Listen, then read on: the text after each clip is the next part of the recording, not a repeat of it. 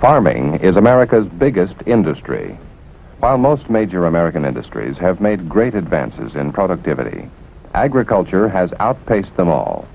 One of the reasons has been intense mechanization. Progress in mechanization has been impressive. However, some crops must still be harvested by hand, where such things as inspection, selection, cutting, or gentle handling are basic to quality. Yet even now, practically every hand-picked crop is under intensive study. And a constant flow of new and remarkable experimental equipment is on trial, all designed to relieve man's age-old burden of manual labor. But until each piece of equipment can be shown to eliminate hand labor and reduce cost with no sacrifice in quality, until then, much of the work must still be manual. And the placement of thousands of workers at the right place, at the right time, is an immense job, especially at harvest time. Overall, the job has been successfully carried through, even in the many crops calling for stoop labor. Here is stoop labor in the literal meaning of the term, but the term is also applied to many of the toughest and least desirable farm jobs. For example, no stooping here, yet because citrus trees are thorny, more difficult to pick than other fruits, most farm workers avoid this kind of job. All such farm jobs which are tough, dirty, or unpleasant are generally referred to as stoop labor. Understandably, then, this is the only area in which the American farm labor supply falls short and is supplemented by Mexican citizens, sometimes called nationals or Mexican nationals. But the term most commonly used is braceros. In Spanish, this means a man who works with his arms and hands. It so happens that the braceros form a tiny fraction of the total labor force used on our farms. Yet some Americans feel even this tiny fraction should not be used. A typical dialogue pinpoints the major issues. Well, with Americans on relief rolls, why bring in foreigners to work on our farms? Makes no sense. Makes sense to the farmer, though. These braceros work for lower pay than Americans would. But doesn't the farmer realize he's cutting down American labor, cutting down our living standards? Why doesn't somebody do something about it? In short, the big question in many minds is, why braceros? The question is so widespread that we consider it a public service to tell the why and how of braceros on American farms. Many field crops still call for stoop labor, especially at harvest time, when demand for labor is at its peak. It isn't easy to find men willing to take on such undesirable kinds of work, so the farmer must begin recruiting his seasonal labor force long before his labor needs reach the critical point. Once he's estimated the number of men needed, he goes to two potential sources. One of them is the Farm Placement Service, a combined federal and state agency which links men looking for work and farmers who have work to be done. Here, weeks before the season, the grower registers the jobs he has to offer, the types of work, the specific crops, the pay rates, and so on. This agency does an excellent recruiting job, but the farmer knows from long experience that workers able and willing to do this stoop labor are always in short supply. So he goes to a second source, a private labor recruiting association, the farmers' organized effort to recruit a labor force of their own. Again, weeks in advance, he notifies the association of his needs. The farmer knows that if the domestic supply is, as usual, short, the association can, if authorized, we repeat, if authorized, supply braceros to compensate for the shortage. Why is this so critical? If labor is not on hand when the crop is ready, the crop, and the farmer's investment is lost. Which is why days before his harvest date, he revisits the Farm Placement Service to see whether enough seasonal domestic labor is available to meet his specified needs. Even if this agency doesn't have enough, the farmer is not authorized to import braceros until he proves to the official's satisfaction that the farmer's own recruiting service has utilized all the seasonal domestic labor available. What's more, federal law says that the farmer can bring in only the number of braceros required to fill the gap between the available domestic supply and the total number needed. For a better understanding, why not interview the agent himself? Would you mind answering a few questions for us, sir? Yes, I'd be glad to answer them. Do you get a great many requests for foreign farm workers, braceros? I'd have to say no to that question. Actually, supplemental workers are a very small part of the farm labor force in California. In fact, not as many are being used now as a few years ago because there are more domestic laborers now available for farm work.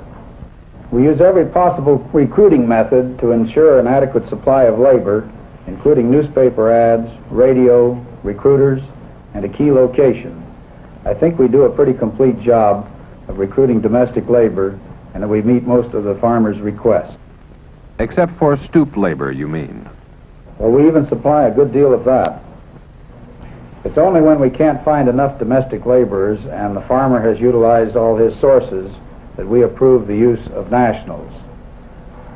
And no farmer is authorized to hire braceros unless he agrees to continue every effort on his own to recruit and hire domestic workers wherever they might be available. He must pay foreign workers at a rate no less than domestics doing the same kind of work. He has to keep us currently advised of the status of any activity in which he's using foreign workers.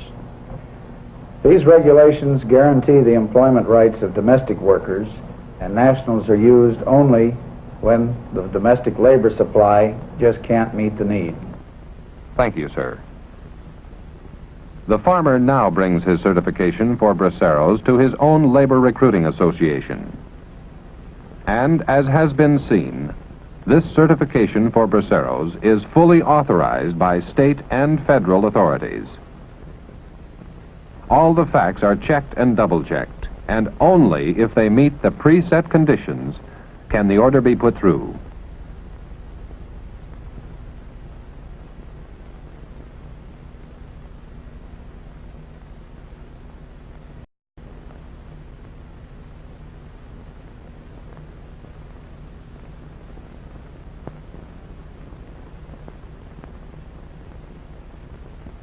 Only now can the manager of the Farmers Association process through further channels the request for the authorized number of braceros.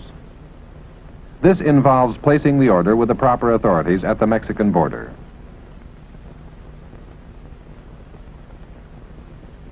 The association manager himself can give us interesting details.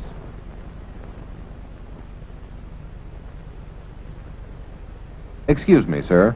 Did you order those nationals just for that particular farmer? No, that request represented an accumulation of 8 orders from growers in this area. When we receive a sizable amount of orders, we then call the El Centro Reception Center and place our order for foreign workers. But how does the reception center at the border get several hundred workers ready so fast?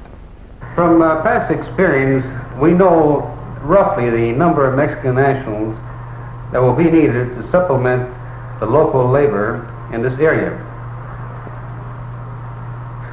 We also know the seasonal high demands for this type of labor.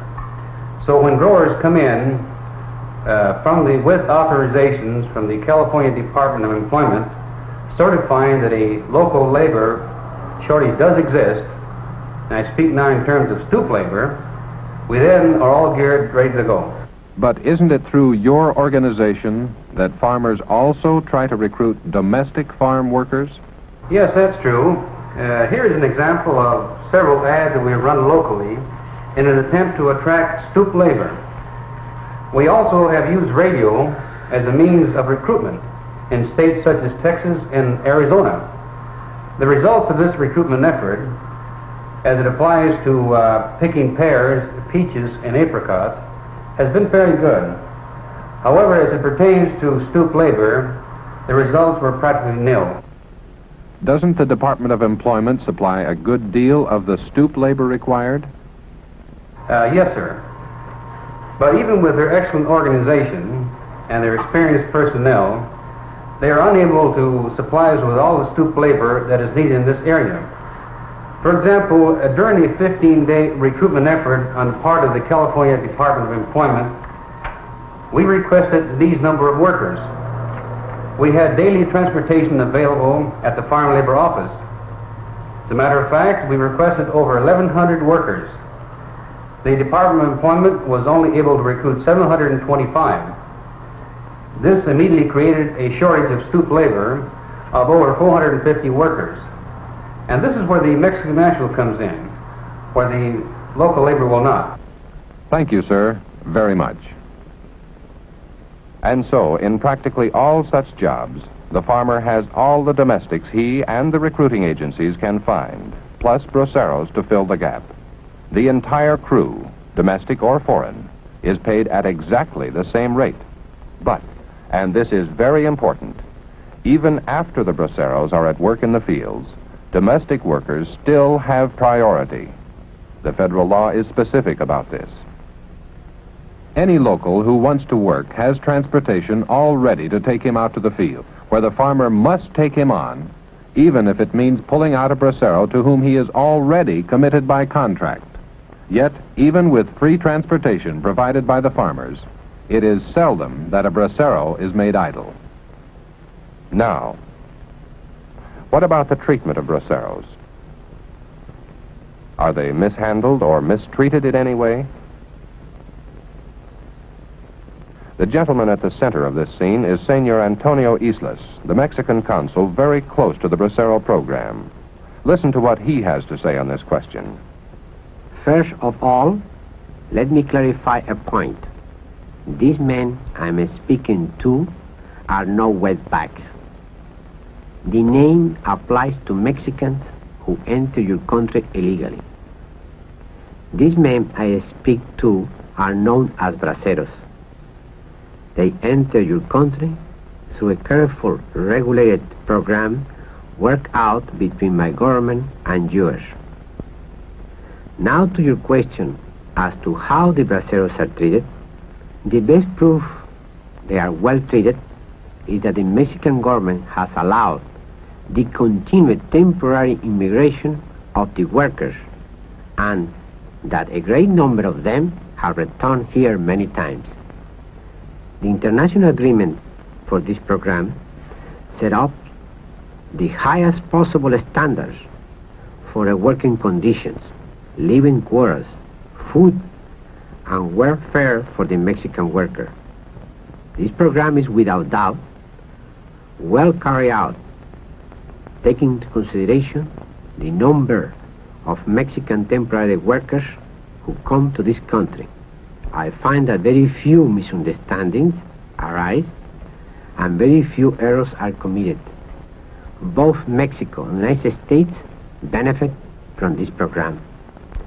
Mexico assists the American farmer with workers when there is a farm labor shortage, and the United States provides additional income to the Mexican worker, which improves his economy.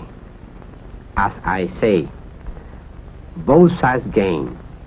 In my contacts with the braceros, I can summarize my impression by saying they are pleased to come to work in the United States.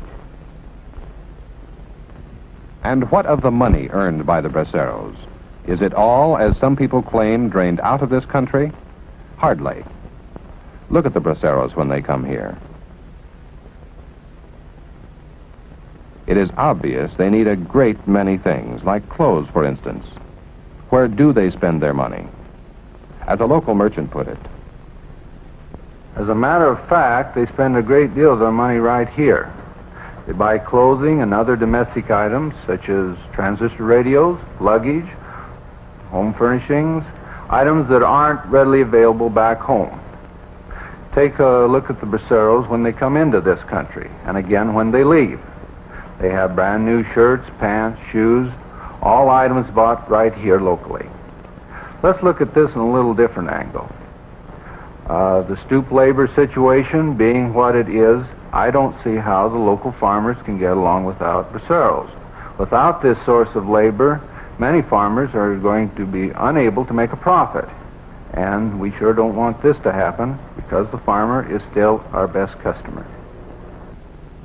Yes, with the domestic supply of farm labor being inadequate, Braceros are a must.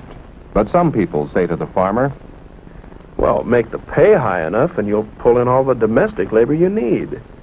the fact is that farm wages have gone up steadily for many years, but we still don't have enough seasonal domestic labor willing to do this kind of work. Conclusion: unless we have Braceros to fill the gap, many stoop labor crops will be forced out of American agriculture. The consequences? Much of our food processing industry's output would be replaced by imports. These jobs, now held by Americans, would be taken by workers in other lands, and our plants and equipment would be slowed down or shut down.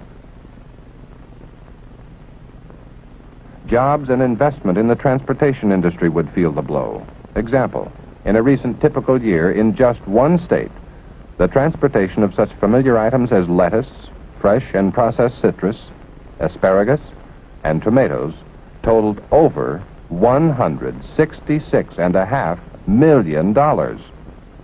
Remove these familiar crops from production, and these millions now going into transportation would disappear, hitting both its management and its labor force. These same crops from the same state in the same typical year required many types of containers, lids, caps, and labels, over $112 million worth. Cut out this $112 million worth, and what happens to the thousands of people who work in or invest in these allied industries? And these are just a few of the allied industries whose management, machinery, production, and labor force are all geared to the availability of these familiar crops, harvested for the most part by Braceros. If all such crops are driven out of American farming, many jobs in allied industries would be lost. Many segments of our economy would feel the blow. The solution to the problem? As we said, even now, machines to eliminate stoop labor are in the pilot stage. Until they're ready, Los Braceros are a necessary supplement to our domestic crews. In Spanish, Braceros means a man who works with arms and hands. But in American lingo, they are called lifesavers. And they are, not only to the farmer, but to the housewife, the grocer, the transporter, the canner and processor, and to all of the other industries whose output and very existence are so closely interlocked and dependent on the continued supply of such crops.